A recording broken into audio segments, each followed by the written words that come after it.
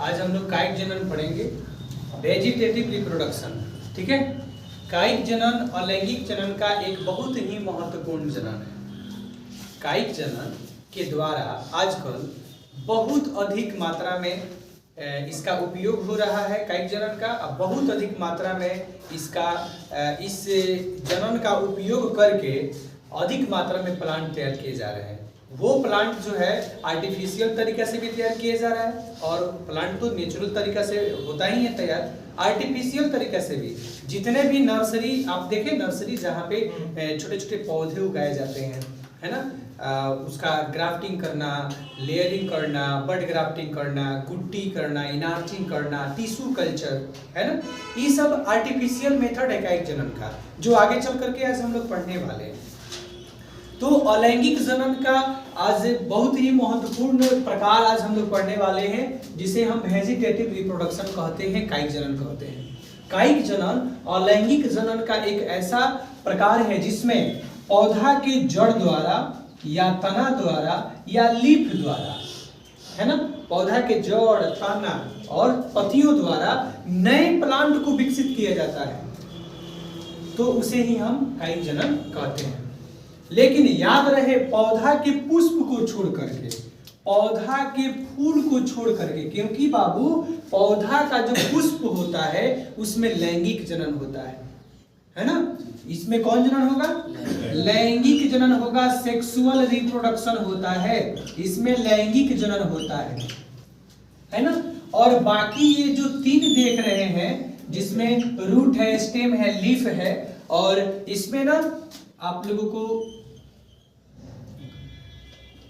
पत्र प्रकलिका भी हम बताएंगे। जो बर्ड निकलता है प्लांट में, क्या निकलता है बाबू? बर्ड। जो बर्ड निकलता है, जो कली निकलता है, कली जो होता है ना, ग्रुप बना लेता है, और ढेर सारा ग्रुप बना करके बना लेता है पत्र प्रकलिका। क्या बनाता है? पत्र प्रकलिका का निर्माण कर देता है। कली के समूह को पत्र प्रकलिका कहते हैं। कली का जो समूह होता है, बर्ड का जो ग्रुप होता है, उसे हम पत्र प्रकलिका कहते हैं, बाइबुलबिल्स कहते हैं, इसको इंग्लिश में बुलबिल्स कहा जाता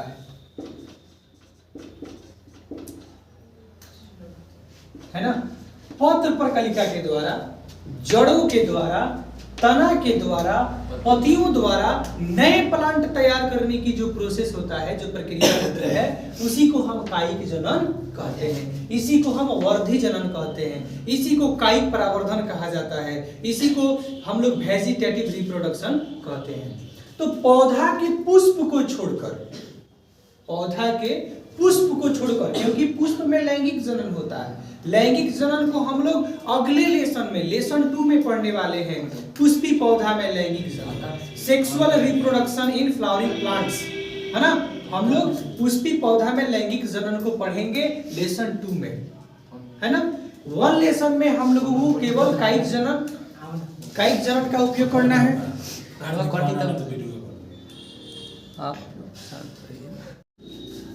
इस लेसन में हम लोगों को लैंगिक जनन के बारे में, पुष्पी पौधा में लैंगिक जनन के बारे में नहीं पढ़ना है, अगले लेसन में पढ़ना है। तो पौधा के पुष्प को छोड़ करके, पौधा के पुष्प को छोड़ करके उसके जड़ द्वारा या तना द्वारा या पत्तियों द्वारा नए प्लांट तैयार करने की जो प्रक्रिया होती है, जो प्रोसेस होता है, उसे हम कायिक जनन कहते हैं। ये तीनों कायिक भाग है। इन तीनों, ये पुष्प का अलैंगिक भाग है और ये पुष्प का लैंगिक भाग है। तो अलैंगिक जनन हम लोग पढ़ रहे हैं ना, बोलिए, अलैंगिक जनन ही ना हम लोग पढ़ रहे हैं। तो अलैंगिक जनन का कायिक जनन पढ़ रहे हैं। तो पौधा के पुष्प को छोड़ करके उसके जड़ द्वारा या तना द्वारा या पत्र प्रकलिकाओं के द्वारा या पत्तियों के द्वारा नए पौधे तैयार करने की जो प्रोसेस होती है, वो कायिक जनन कहा जाता है। कहिएगा सर, एक ही पौधा के जड़ द्वारा या एक ही पौधा के तना द्वारा, एक ही पौधा के पत्र प्रकलिका, एक ही पौधा के पत्ती द्वारा हम प्लांट तैयार कर सकते हैं? नहीं, अलग अलग पौधों में। कुछ पौधे ऐसे हैं जिनके जड़ द्वारा हम प्लांट तैयार कर सकते हैं, कुछ ऐसे पौधे हैं जिनके तना से हम प्लांट निकाल सकते हैं, कुछ ऐसे पौधे हैं जिनके पत्तियों से हम पौधा तैयार कर सकते हैं, कुछ ऐसे पौधे हैं जिनके पत्र पर कलिकाओं से हम पौधा तैयार कर सकते हैं। ऐसा सोचिएगा कि एक ही पौधा के जड़ से भी पौधा निकाल लें, तना से भी निकाल लें, पत्र पर कलिका से भी निकाल लें, पत्तियों से भी निकालने संभव नहीं है। अलग अलग पौधों के अलग अलग भागों से हम पौधा तैयार करते हैं। किस मेथड में बाबू? कायिक जनन में, वर्धी जनन में। ठीक है, कहिएगा सर जड़ के द्वारा हम पौधा तैयार कर सकते हैं। कौन कौन पौधे हैं? अभी तो हम प्रकार पढ़ाएंगे ही, कुछ उदाहरण दे देते हैं कि जड़ों द्वारा कायिक जनन कौन कौन से पौधों में होता है। तो बाबू शीशम का पौधा आप देखे होंगे, शीशम का पौधा जिसको शीशो लोग कहता है, शीशम का पौधा। इस पौधे की जड़ हम लोग काट करके छोटे छोटे टुकड़ों में काट करके लगा सकते हैं, उससे नया पौधा हो जाता है ना, उससे नया पौधा का निर्माण होगा। हम अभी आपको जब हम कायिक जनन का प्रकार पढ़ाएंगे, है ना, तो उसके प्रकार में बाई रूट जब हम पढ़ाएंगे आपको, जड़ों द्वारा कायिक जनन पढ़ाएंगे, तो शीशम के पौधा का जड़ का फिगर बना करके और उससे कैसे प्लांट उत्पन्न हो रहा है वो हम दिखाएंगे। ठीक है, अभी उदाहरण खाली सुन लीजिए। जड़ द्वारा कायिक जनन होता है, शीशम में होता है, डहेलिया के पौधा में होता है, डहेलिया। फिर आपका परवल के पौधा में होता है, परवल। शकरकंद, शकरकंद में होता है। आलू में जड़ द्वारा नहीं, आलू का हम लोग तना खाएंगे, इसलिए आलू में जड़ द्वारा नहीं होगा बाबू, उसमें तना द्वारा होगा। आइए हम लोग तना द्वारा कायिक जनन जो पढ़ेंगे ना, तना द्वारा कायिक जनन में ढेर सारा उदाहरण मिलेगा आपको। इसको 3 टाइप में बांटा गया है, भूमिगत तना, अर्धवायवीय तना, वायवीय तना। तने द्वारा कायिक जनन को 3 भागों में डिवाइड किया गया है ना, अंडरग्राउंड स्टेम, सब एरियल स्टेम और उसके बाद एरियल स्टेम। उसके बाद अंडरग्राउंड स्टेम को 4 भागों में डिवाइड किया गया है, प्रकंद, घनकंद, कंद और शल्ककंद।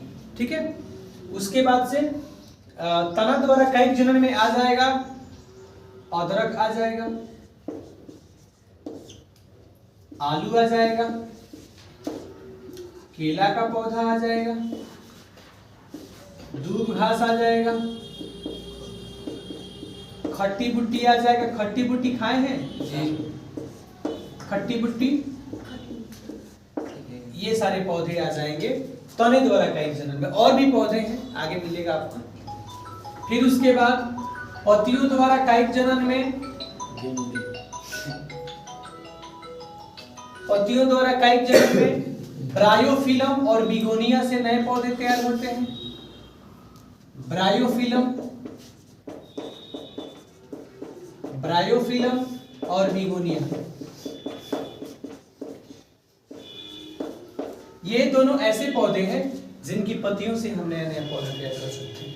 ठीक है, तो पौधा के पुष्प को छोड़ करके उसके तना, उसके जड़, उसके पत्ती या पत्र पर कलिकाओं द्वारा नया पौधा तैयार करने की प्रक्रिया ही कायिक जनन कहलाता है।